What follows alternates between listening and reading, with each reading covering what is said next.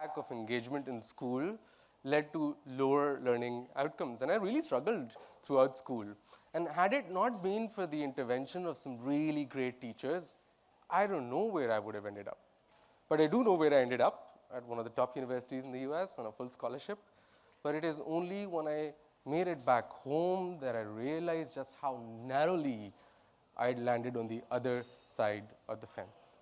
Right across the fence, I could see almost half of Pakistan's population that goes to school but can't even read at the end of it. I come from a country in which there is a population the size of Australia that has never seen the inside of a school.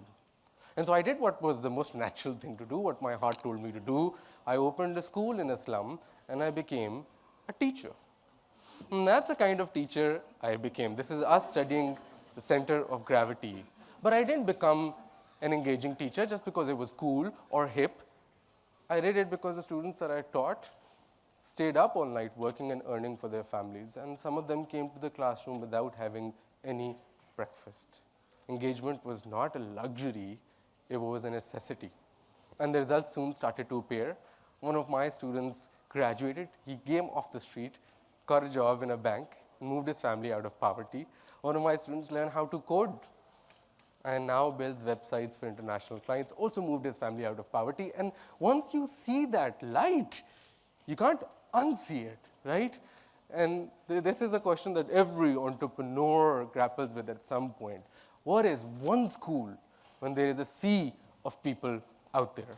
And so I did the next most natural thing. I grabbed a bike and I traveled thousands of kilometers into rural hinterland of Pakistan, talking to those whose voices had not been heard before, teaching in their schools. And where I saw despair, they showed me that there was an opportunity.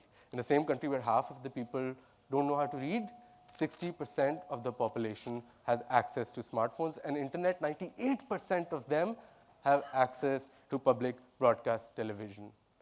And in the same country where there are not enough public schools, more than half of the population goes to low-fee private schools. They've mushroomed all across Pakistan. We have Harvard in Pakistan at $5 a month, and we've got a rundown Stanford too.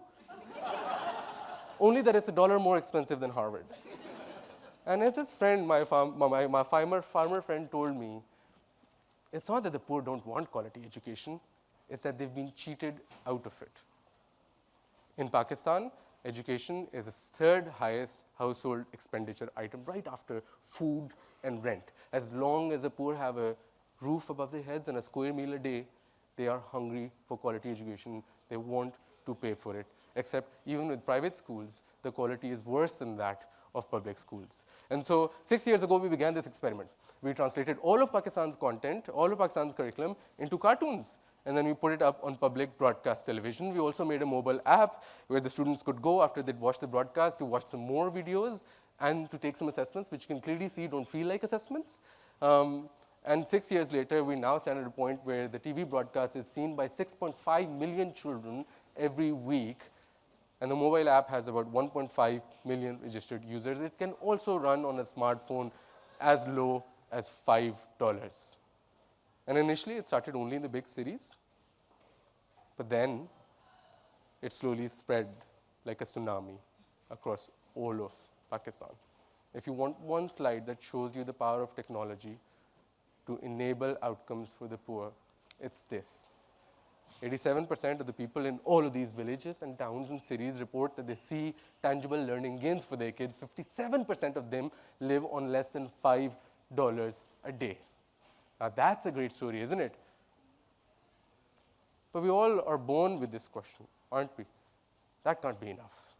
And so we were sitting on a neat pile in which our broadcast was in air in the morning and in the afternoon. And in the evening, when the kids came back home and their parents could have their phones, the usage for the mobile app would peak up. There was only one spot left in the day where we weren't touching a kid's life. We had gone broad and wide, but we wanted depth of impact. And so there's only one place left in the day where we weren't present, schools.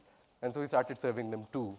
And we linked together all of these assets. A kid in some of these schools will wake up at 7 in the morning and watch cartoons on the television learn about fractions, go to school, have his teacher deliver a world-class lesson, come back home and watch it again on the telly, or if their parents have a mobile phone, just watch some more cartoons and learn. It's an engagement-driven, non-stop learning throughout the day. And so this is what it looks like for the teacher.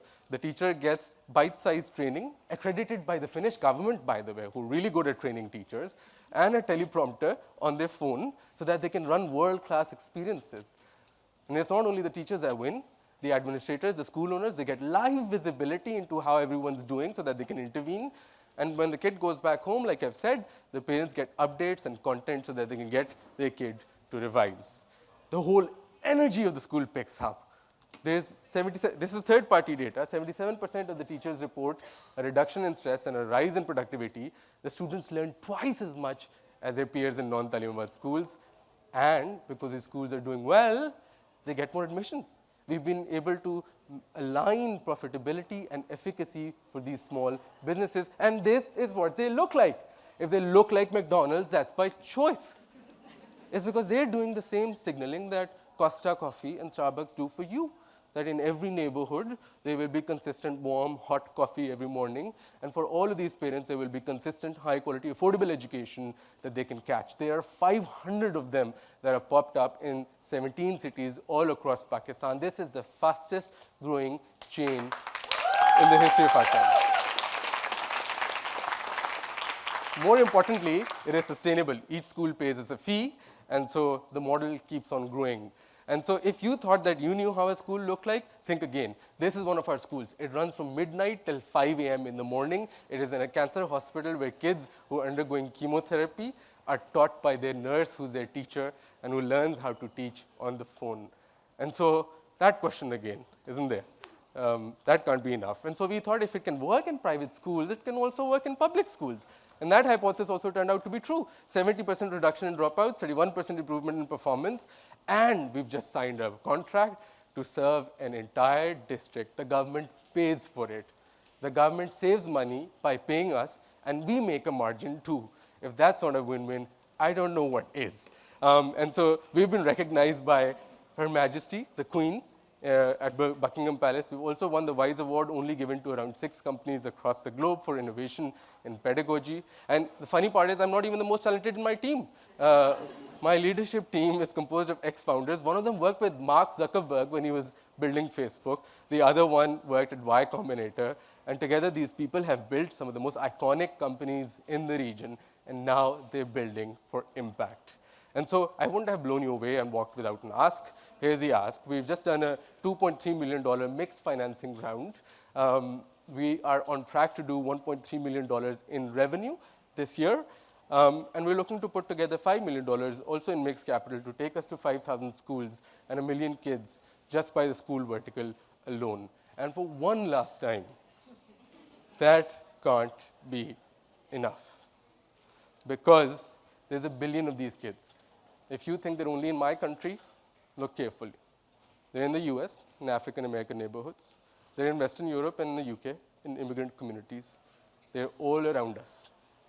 And we believe that the problems that will confront the world in the next century, from climate change or racial injustice, won't be solved by suited and booted men attending COP28 or Davos.